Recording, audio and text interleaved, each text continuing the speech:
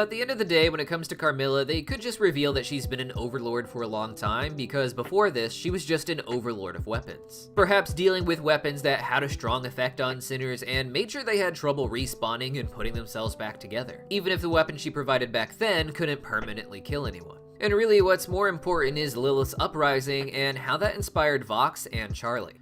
When Charlie narrates the story of Lilith and the coming of the annual exterminations because of her, she does so by reading a childlike storybook. And it felt like in season 1, this was hinted at being a story that Charlie was being read as a child. This is something that only would have happened 7 years ago, however, with Charlie having this book as part of the history of Hell now for some reason, but already being old enough in the last 7 years to have a better understanding of what's going on in the world and what her mother is doing.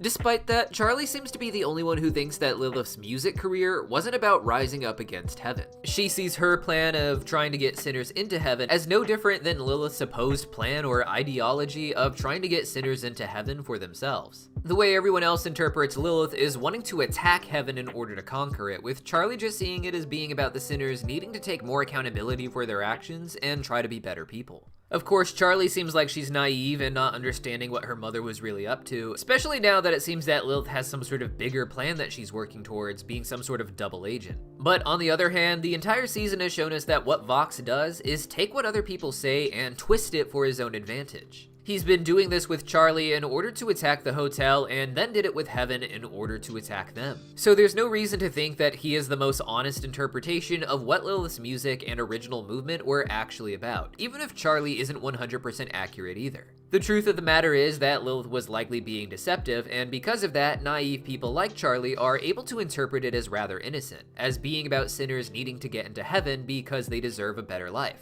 While others like Vox and even Heaven would inevitably interpret it as an attack on heaven, as telling them that they're going to go there and take heaven for themselves for negative reasons. Basically, I imagine that she designed her songs to legally sound like she's just inspiring sinners to stand up for themselves and to make hell the best place it can be while reaching for heaven. And Vox made a pretty funny joke about how Lilith was trying to make hell great, and how together they can make hell great again. A clear shot at our modern political situation. What's important here is that Lilith did want to incite some sort of violence against heaven, it seems. And even with her out of the way, the lasting effect of her music has allowed others who have goals against heaven to do that very thing.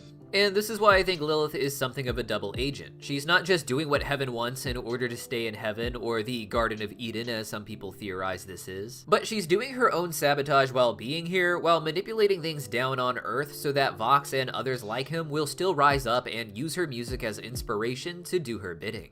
Now, part of the reason Vox has been able to position himself as a power over Lucifer was the big reveal that Lucifer actually doesn't have the authority to do anything to stop Vox or other sinners. In these recent episodes, we learned that Lucifer was placed in hell as the king, but this is something of a figurehead title with no real power. There are hints of this over in Hell of a Boss, where Lucifer is absent from the big trial containing the other 7 deadly sins. But we got a full confirmation with Lucifer telling Vaggie himself that he has no power in hell, and that being here without being able to affect the flow of things is his punishment. It's designed so that Lucifer can't actually make hell a better place, so that the sinners of hell will end up making it the worst place possible, and Lucifer will only ever see the negative outcomes of his initial action, giving them the forbidden fruit of knowledge. Because of that, he's allowed to go down and threaten and parade his power around, but he's not allowed to actually use it. And unfortunately, Vox is able to call this out in front of all of hell, making Lucifer no longer feel like a real leader, even though no one really respected him much before this.